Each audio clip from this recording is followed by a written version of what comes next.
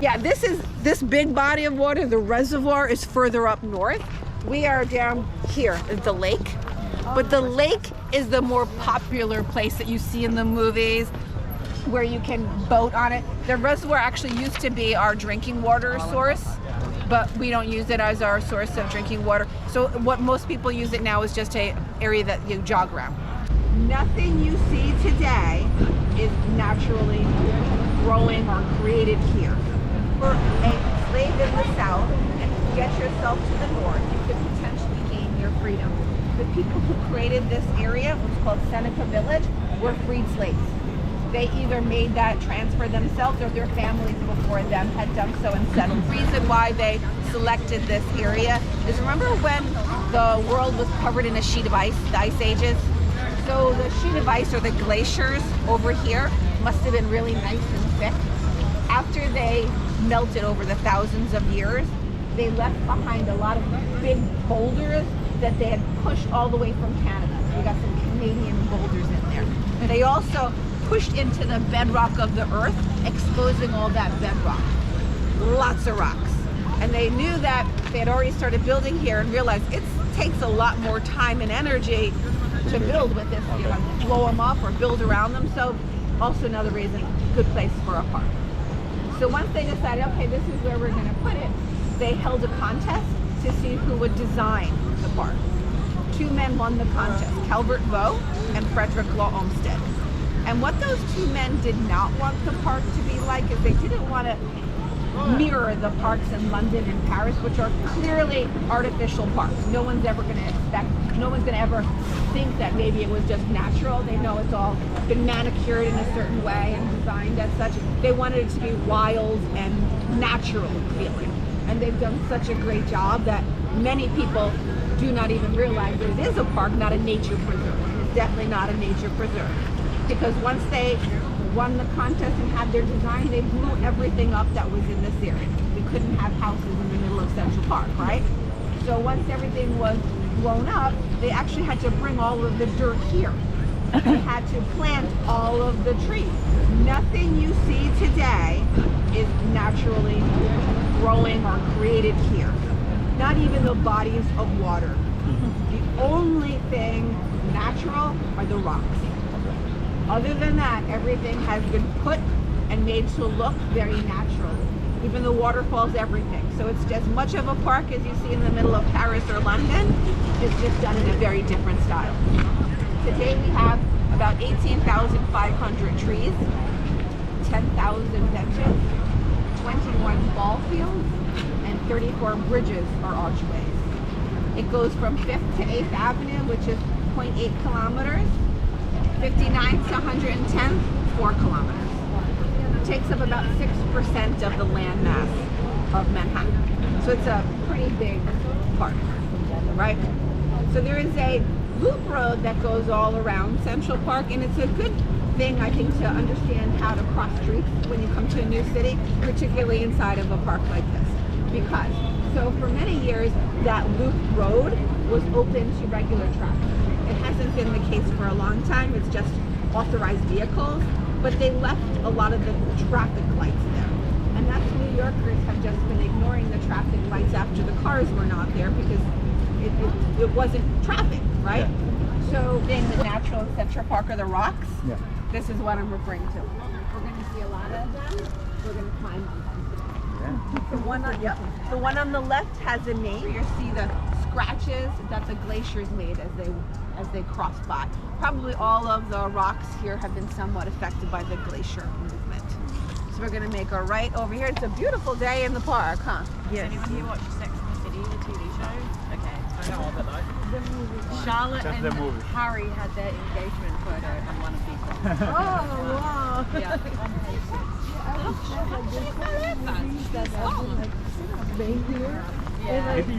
They use like local species. They knew that. Oh, okay. I was watching Manhattan and New York, like so flat, you know. Reg, 2 weeks, good luck. Take picture now, ask questions later. 2 weeks, good luck. Horse and carriage on this particular bridge. Got a little bit. believe that. Perfect timing. Here comes one. Oh, yeah, that's fun.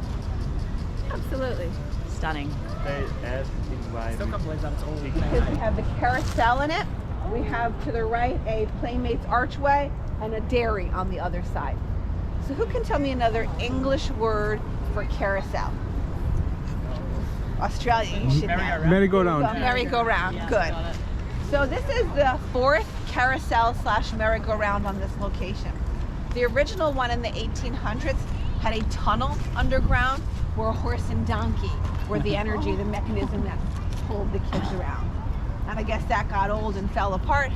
The next two were steam powered. So that's an open flame heating water. What could go wrong? They both burned down. So this is our 4th, hopefully last one. It's about 100 years old, which in American standards is pretty old. Yeah. It's got 57 carved horses and 2 carriages. So you can take a look at that, and then we're going to be bearing right underneath the Playmates archway.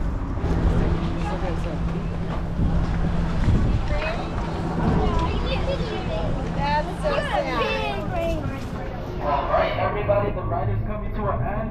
Please wait for the bell to exit the ride. If there's any pictures and videos that you missed out on, feel free to take them now.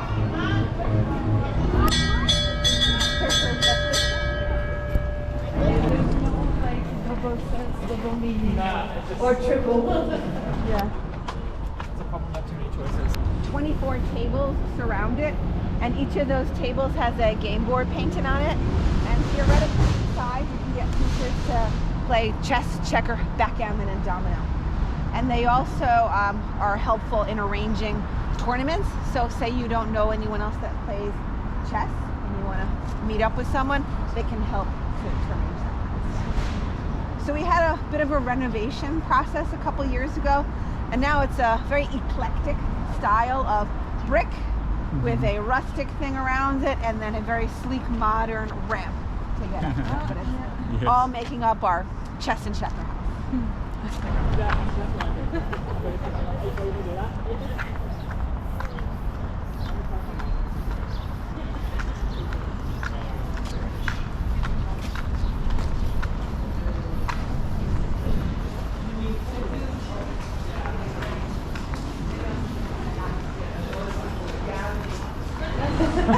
So one of the requirements in order to enter the contest to see who would design the park is your design had to include a working dairy. And the reason was, the same time that they were creating Central Park, New York City suffered what they termed a milk scare. So what that meant is that, so think about what New York would have looked like before the park. The farmers didn't have any place to naturally graze their animals, right? It was a city. So they had to buy the food outside of the city, bring it in to feed their animals.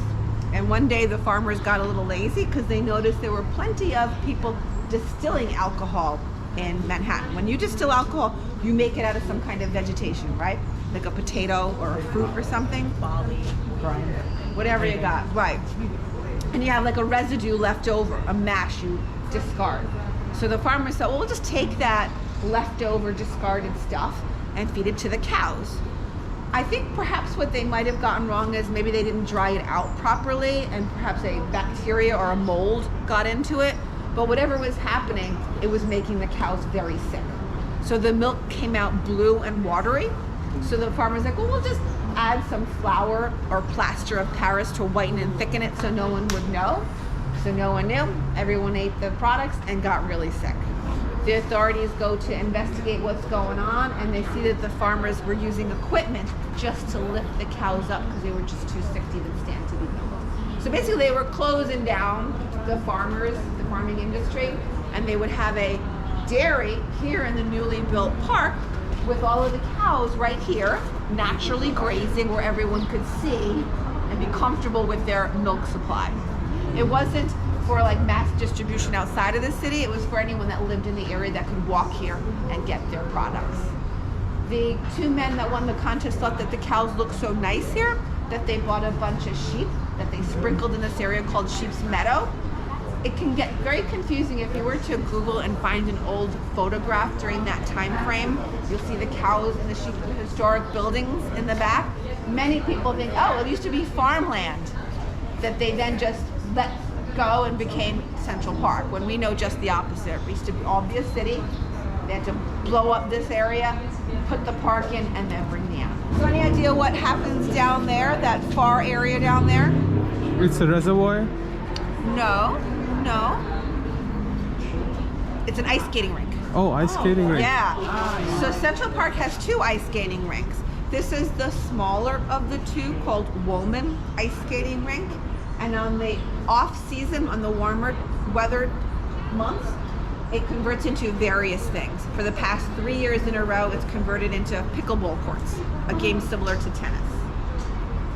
There is a second larger ice skating rink on the northern part of Central Park, between 106th and 108th Street on the east side, called Lasker Ice Skating Rink. So Lasker Ice Skating Rink in that whole area has just finished undergoing a 3-year renovation project. They just opened it this June.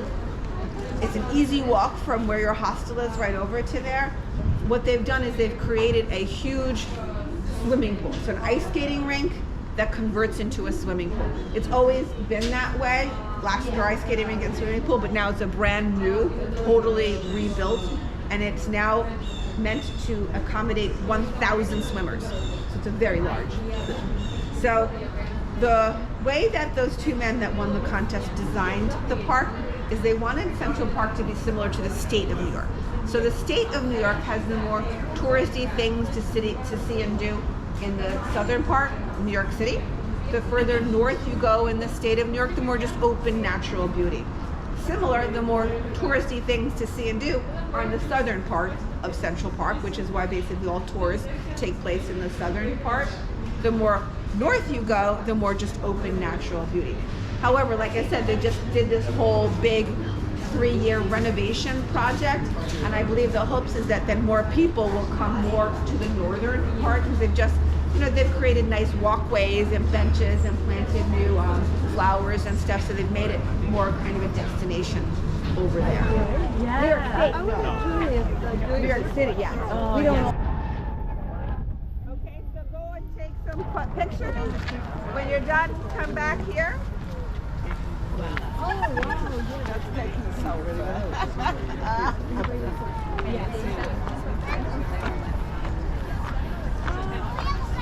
So many.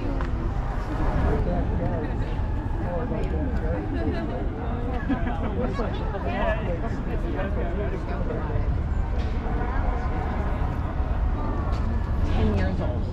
And the reason why we have, and they're all residential where people live. And the reason why we have them here, one of the main reasons, is because developers wanted to have residential homes with good views of the southern part of Central Park. They knew they couldn't build on 59th Street because of all the historic buildings being there. So they went 2 streets back to 57th Street and went super tall. So the first one was behind the Essex House. It's that building that looks like it's 3 buildings with curved roofs.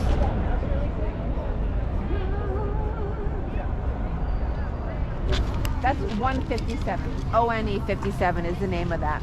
And at the time that was completed, one of the apartments sold for the most money ever spent on a Manhattan apartment at $100.7 million. The next super tall is this really boxy one. You can see through the trees here.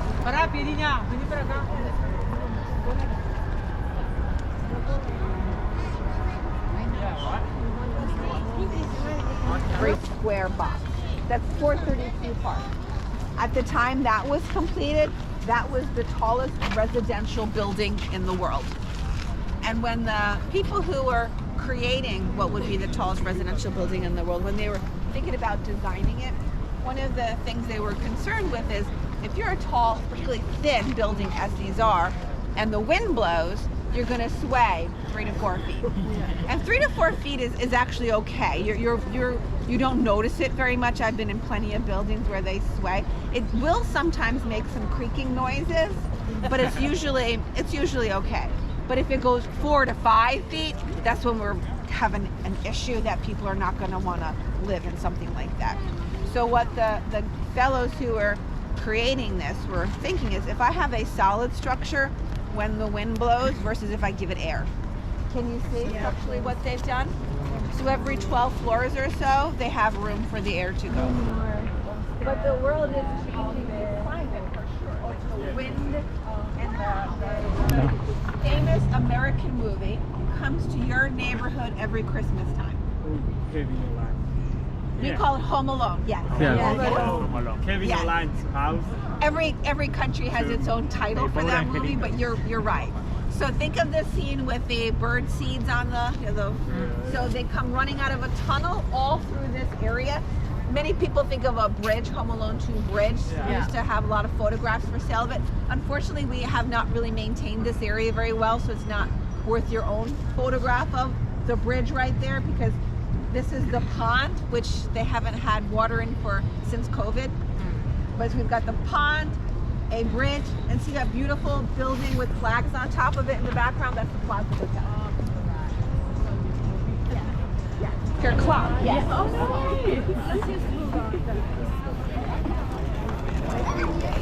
De ese estilo.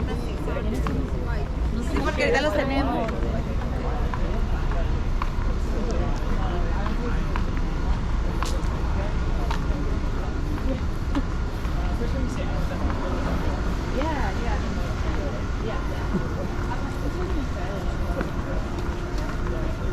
So how did the original plan that those two men that won the contest, they had not envisioned the park including a zoo? Yeah, we can see some sea lion over there. You see the sea lions swimming around? So the zoo kind of happened naturally. So once they created the park, people that lived in the area that had large exotic animals that were living with them decided they didn't want to have them living. They said, could you take my animals? So the first was a man with a bear. I don't want my bear any longer. Will you take him? The next was apparently a dozen geese or swan. Don't want them in my bathtub. Will you take them? And then word caught on, and apparently there were many people who had large exotic animals in their homes that didn't want them any longer. So as the collection grew in size, it kind of kept being relocated throughout Central Park until it got so large they said, let's build a proper zoo. So that's why we have a zoo in Central Park. And yes, we got some sea lion over here we can say hello to.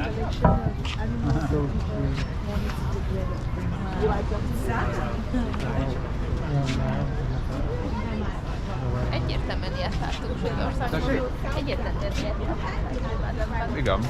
But George Delacourt was a publisher who made a lot of money and was very generous in donating a lot of his money towards things like that he had created. He had this clock created. Well, maybe you've heard of Delacourt Theater where Shakespeare plays, and we'll also see one of his sculptures of Alice today. So every half hour, an hour, it's going to chime and play one of about 30 or so different songs, mostly like little kids' rhymes things, and the animals will give us a little dance. So it's a little song and dance, a little glockenspiel. Right. Created 2 years before the creation of Central Park, and it was created to house all of our weapons in preparation of any war that might happen. So this is where we would have kept all of our cannonballs, our guns, our dynamite, all that stuff would have been housed here. When the park was created, they moved all of that out. It became a police station for a bit. Then it was actually the home to the American Museum of Natural History. That moved out, and today it is the headquarters of Parks and Recreation. Yep, and here's the clock.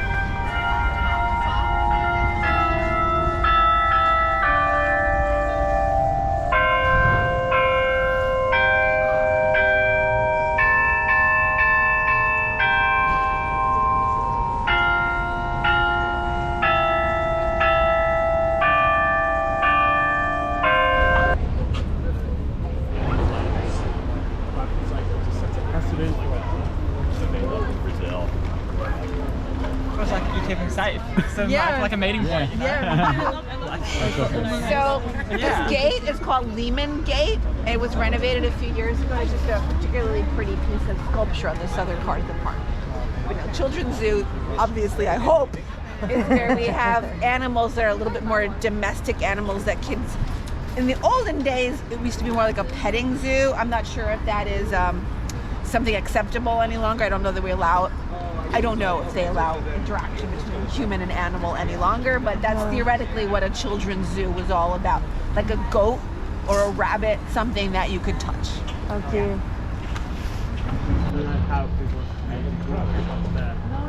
Are you paid in Argentina? Up there on a rock is the old Dene summer house, but the real star of the Dene is this dog here. Does anyone recognize that particular dog? I was on.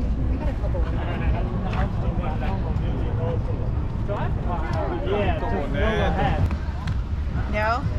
So he's called Balto. Ring any bells? Balto? Okay, I'll tell you the story and you'll see if you somehow are somewhat familiar with it. So in the 1920s, in a village called Nome in the state of Alaska. So Alaska is a really cold state in America. And in the 1920s, they had a diphtheria epidemic in that small little town. And the cure was several hundred miles away. And they knew that the normal means of transportation would make about a month's journey. And if they waited a month, no one in that little village would survive. So they had to come up with a plan to get there faster. So they had teams of sled dogs. Each team goes its fastest and hardest, gives it to the next fresh team that continues the journey. Balto was the lead sled dog at the very end, making it in 5 days, saving all of Nome, Alaska. So the dog was the hero from the very beginning. No people's names are mentioned. It's always the dog who gets the credit. So much so that we built this statue for him, and he came to visit for his unveiling. He did a kind of a tour around for his hero's welcome. Many stories were written about it, and then Disney got a hold of it. So for a while, about probably 7 years ago, when I gave this tour, everyone from every country remembered Balto from Disney. Now it's only Italy. If I ever have someone from Italy, they're like, oh, that's Balto. Disney must continue running it there or something, because everyone in Italy knows Balto. But it's thought to bring good luck if you rub his ears. So we can walk over there and you can walk around the back of it. Please, please, please. There you go. You got it. You never wondered that. No. They come from this tree. See? Oh. You never knew that, huh? Inside. Oh, wow. Yeah, a lot heavier than you think. Wow, Right? you don't want to Right over by the drummer. So I don't know if you've noticed, but none of the paths that we've been walking on have been straight. They've all been windy paths. This coming up, what that we're going to walk on, is the only straight path in all of Central Park. It's not only the only straight path, but it's the widest path in Central Park. It goes from 66th Street up to 72nd Street, and it's called the Mall. So the way that the architects who are building this, they put these beautiful American elm trees, they planted them back in the 1800s on either side of the mall, with the hope that one day they would grow to maturity and they would touch and the leaves change colors and the sun comes through the leaves and it looks like the stained glass of a cathedral. So this is like the heart and soul from the very beginning of Central Park. So what would generally happen is horses and carriages would drop people off here on 66th Street. People would spend the afternoon walking north on the mall, because at 72nd Street it drops down to a beautiful Bethesda fountain area. Okay? So, because it is loud over there, I'm going to describe it all here and then I'll point it out when we walk by. But this lower area is called Literary Walk, or Poet's Way, because we have statues of like Shakespeare and Robert Burns and other literary figures. And we'll also see in that area a bunch of stones with names on it. So it's a way of us raising money for our trees. So anyone that wants to make a large financial contribution, this is our way of giving them back something. So you can kind of buy, okay, now you're responsible for this tree, and your name of your tree, like magnolia or whatever is on your thing. Or they'll plant a new tree for you, whatever you work out with them. Adopt a tree. Basically adopting a tree, yes. Similarly, the benches.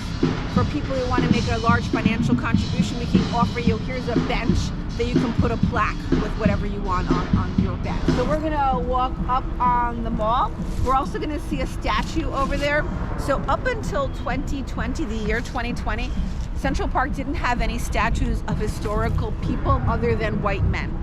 And us New Yorkers really wanted to change that for a while. It was a challenge to agree who and where and all that, so it was a lot of conflict. And we finally settled on the 3 women who are the pioneers of women's right to vote. And it includes Sojourner Truth, who's an African-American woman. And what I like the most about it is where we've placed it, on Literary Walk of the Mall, the most prominent place where you can put a statue in Central Park. So we're gonna walk north on that mall right there.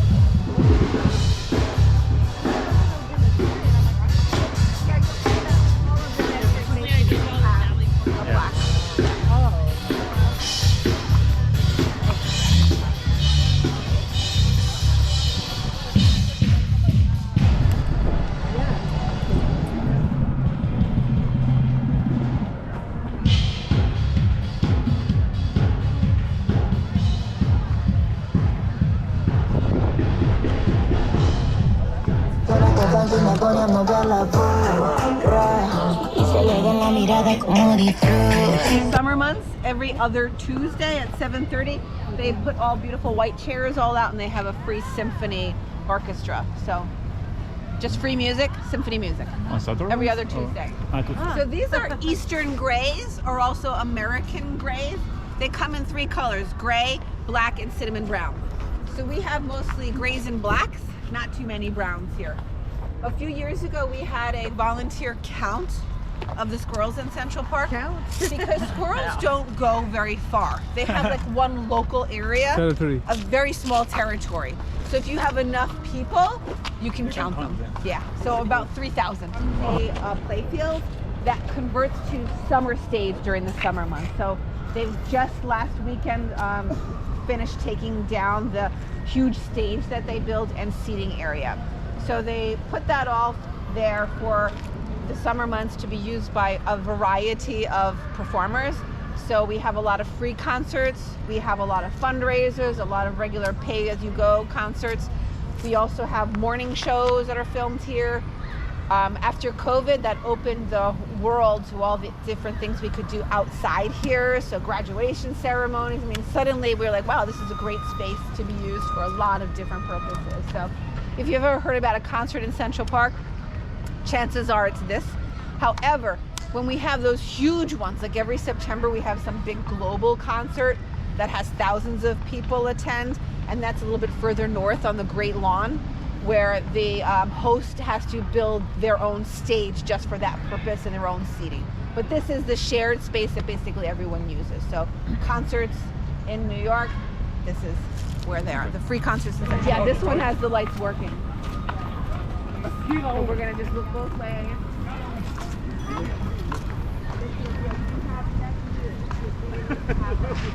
Thank you.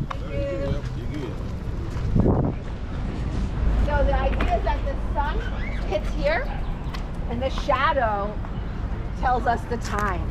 So it's a sun clock, sundial, right? But they planted this tree that grew really big, and the clock doesn't really work. But what does still work is, can you see these lines here? So the curve of the bench throws a shadow that will line up exactly on these lines on the equinox.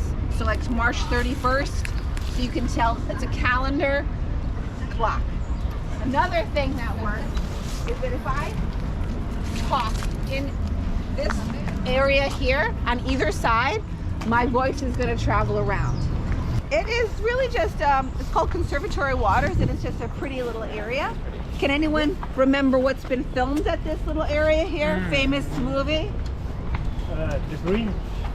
It could have been. I'm not familiar with Maybe, that.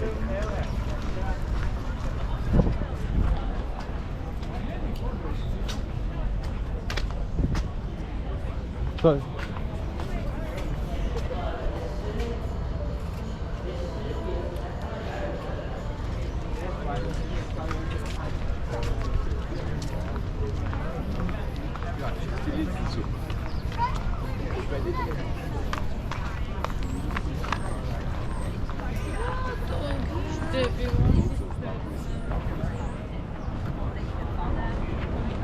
Oh, look at me.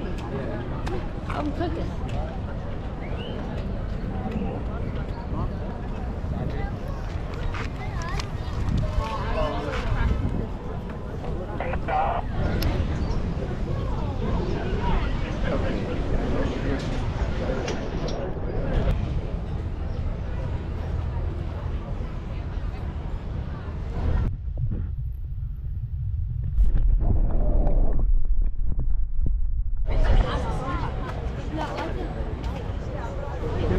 Really pretty picture, this view, huh? Yeah. As well as Alice. In Wonderland. Alice in Wonderland, yeah. So George Delacourt, the guy that made the clock that we saw, he asked this to be created in memory of his wife Margarita. And he asked the artist, when the artist was making the face of the Mad Hatter on the far right, that man, he wanted that to be his own face. And you can see it came out kind of like a caricature or a funny face of his own. And the face of the artist's own daughter is the face of Alice. And back to what we were talking about, 432 Park, and I was mentioning all the challenges that it had. Oh, yeah. So you see that thin one right there, that really tall, thin one? Yeah. That is the thinnest tall building in the world, right? Yeah. That looks, that's usually the question I get. It's been finished for 10 years. My thoughts, and look how beautiful the sky looks in the background. I've seen this for 10 years and I've never actually seen this particular view of a cloud behind it. So it's pretty nice right now. Thinnest tall building in the world. To the right of that, you see that really tall building? Yeah. That is the tallest residential building in the world today. Used to be 432 Park. Oh. They, like less than a year later. I mean, this guy was really not planning well, right? Oh.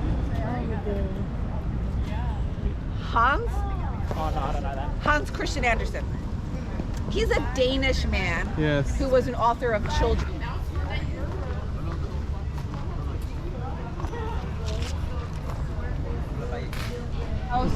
Restaurant? It's two restaurants in one building. So half of it, the half that looks over this body of water called the lake, is the fine dining restaurant. So that's where it's got like for holiday parties and for weddings. So it's a really pretty nice upscale restaurant. The other half with the outdoor patio is more casual dining. So it's also where you can rent the rowboat that you've probably seen on movies or television shows of people in the lake. So if you look at the map of Central Park, this big body of water, the reservoir, is further up north.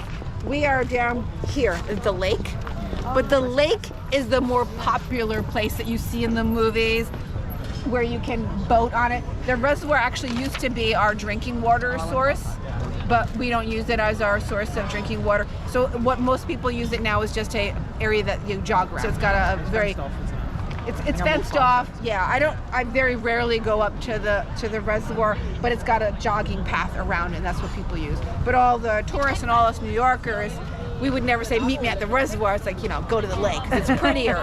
It's a nicer area around here. Yep. That's the San Remo Hotel. That was the original Twin Tower design that everyone likes so much. that copied it. Now we have so many twin towers.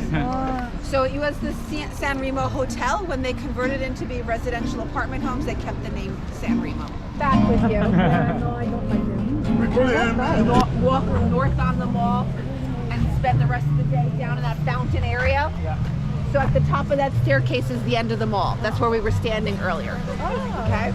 So this whole area is called Bethesda, and that's from the biblical story of blessing of Bethesda waters. So that statue there, the fountain, is called Angel of the Waters, and she's carrying out that biblical story by dipping her toe in the water and blessing it. So we have Angel of the Waters, or Bethesda Fountain, and to the left, Bethesda Terrace. So lots of movies have been filmed here. Central Park is one of the most filmed sites in Hollywood. Over 200 movies take place here. But the two that I'm not a movie buff, but the two I'm very familiar with from my tours, Gossip Girls. Anyone watch Gossip Girls? Not the two. So there's that wedding scene of Chuck and Blair that takes place in the staircase, and John Wick. First of all, I like New York that way. We all live together, and this artist has been here for many, many years. Carlos is the guy in there. We all kind of, amongst themselves, work out, like, hey, you're too close to me with that amplification, so I think we would be better off leaving it to them to decide. Just like, it used to be 1:30, Carlos leaves and another group comes, now they do it amongst themselves. when someone else instead of me always seems to know the way, then I look at you and the world is all right with me. Yes, it's all right.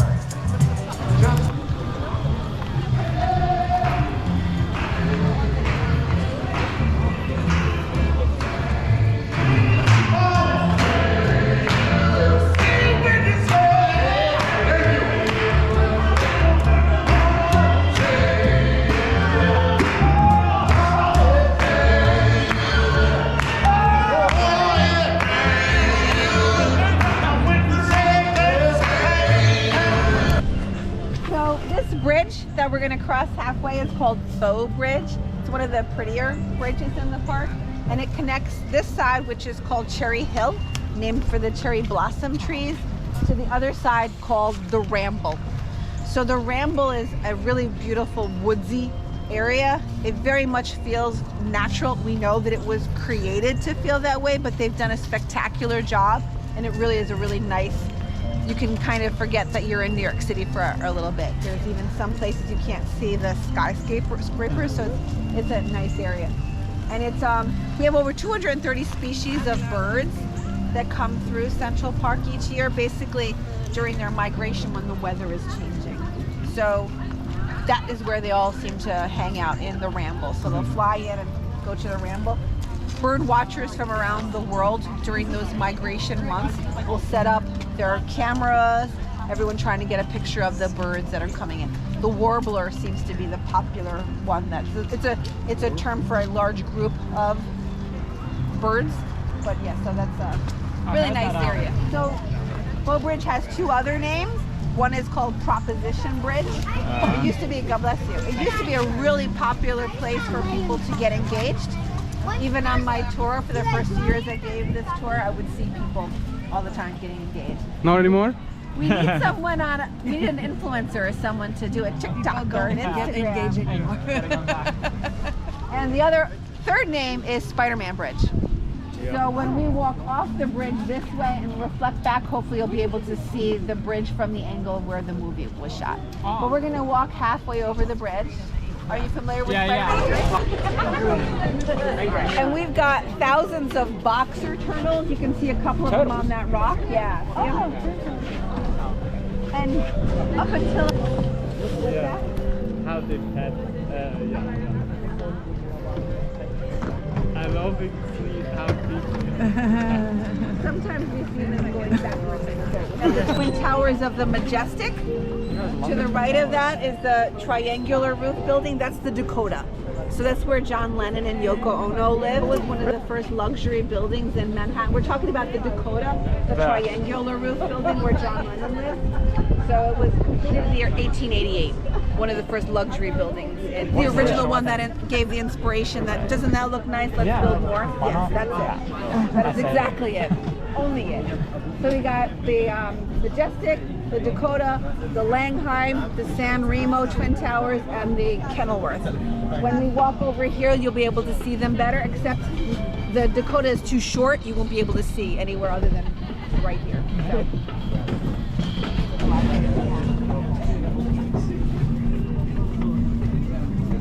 I don't really want to watch that.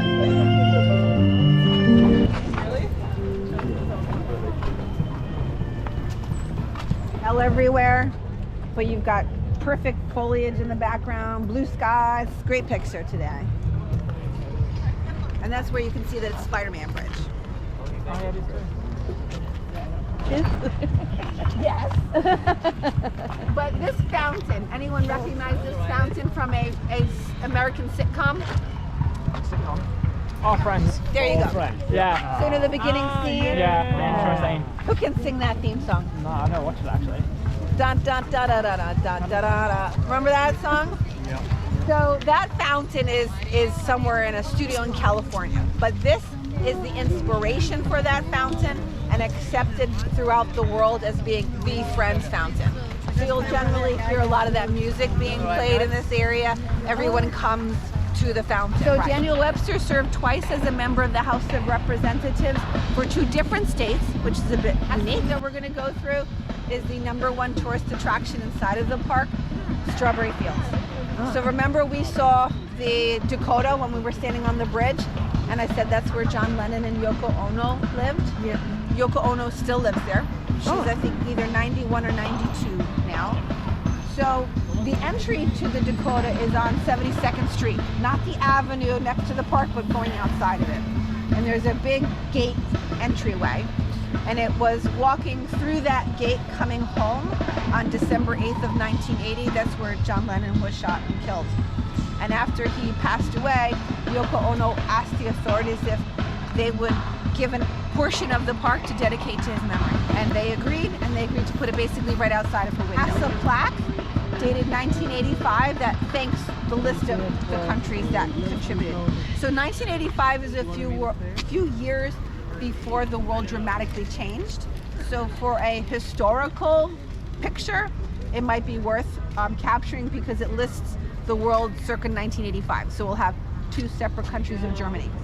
We'll have the country of Yugoslavia, Czechoslovakia, Soviet Union, places that no longer exist that way. And then as we walk further up, we'll see the big mosaic that was donated by the city of Naples in Italy that says the word Imagine. We like to dive. So everyone likes to get their picture taken by that. So if you can get up there and you don't see a lot of other tours, groups coming through or tourists, if you can get your own picture, let's go for it. Fields forever, right? Okay, so that song is written by John Lennon, and it's about when he was a boy, his family lived next door to an all-girls orphanage. The name of that orphanage was Strawberry Fields. That song was written about his childhood memories growing up next door to those girls. So Yoko Ono thought that that would be a good name for his area in Central Park. So that's why it's called Strawberry Fields.